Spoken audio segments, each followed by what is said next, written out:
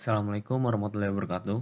Perkenalkan, nama saya Fadil Ilham Masidik, NPM 1910631071 dari PJKR 3B. Pendidikan merupakan suatu hal yang tidak mungkin terlepas dari kehidupan manusia. Pendidikan secara umum bertujuan untuk membentuk dan mengembangkan sumber daya manusia yang handal dan utuh demi terciptanya bangsa yang unggul. Pendidikan yang berkualitas akan membuahkan hasil pendidikan yang berkualitas pula sehingga dapat meningkatkan kualitas suatu bangsa. Guru yang profesional dituntut untuk dapat menampilkan keahlian di depan kelas. Salah satu keahlian tersebut yaitu kemampuan menyampaikan pelajaran kepada siswa. Pengertian pendekatan pembelajaran.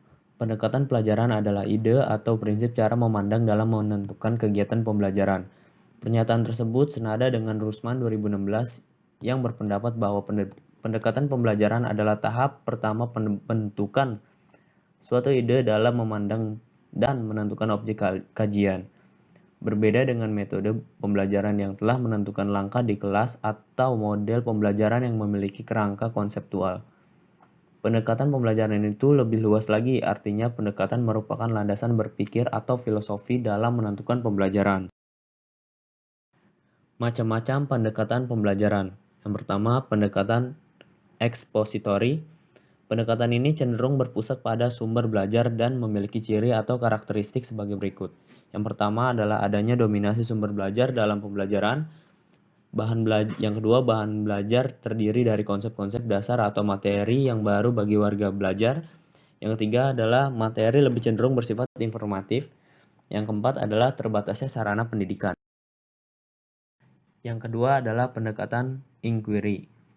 Pendekatan inquiry adalah pendekatan yang berusaha untuk memberikan kesempatan kepada peserta didik untuk belajar melalui penyingkapan atau penyelidikan terhadap suatu permasalahan. Contohnya, yang pertama adalah stimulasi. Sumber belajar mulai dengan bertanya, mengajukan persoalan, atau memberikan kesempatan kepada warga belajar untuk membaca atau mendengarkan uraian yang membuat permasalahan. Yang kedua adalah problem statement.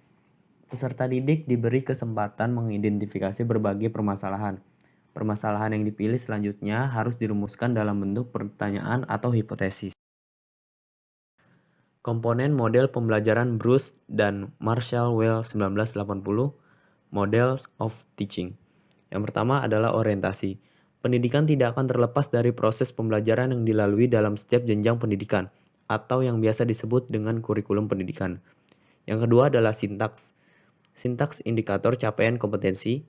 Indikator merupakan penanda pencapaian KD yang ditandai oleh perubahan perilaku yang dapat diukur yang mencakup sikap, pengetahuan, dan keterampilan. Yang ketiga adalah sistem sosial.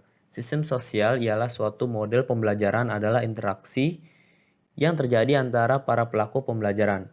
Yang keempat adalah prinsip reaksi. Prinsip reaksi adalah menceritakan bagaimana guru menyikapi siswa dan bagaimana siswa merespon tugas yang diberikan guru.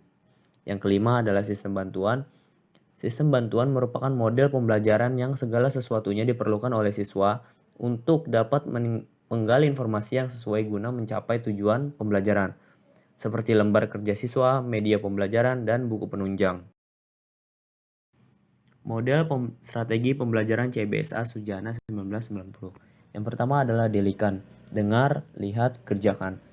Model pembelajaran dengar, lihat, kerjakan adalah model mengajar CBSA dengan menggabungkan model pembelajaran ekspositori dan inquiry.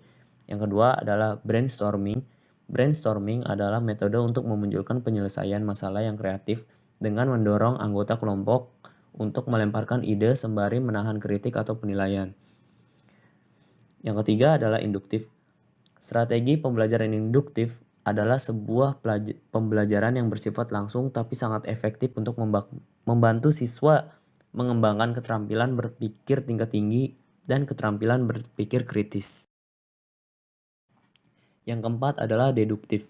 Pembelajaran deduktif merupakan imbangan yang sangat dekat bagi strategi pembelajaran induktif. Yang kelima adalah deduktif induktif.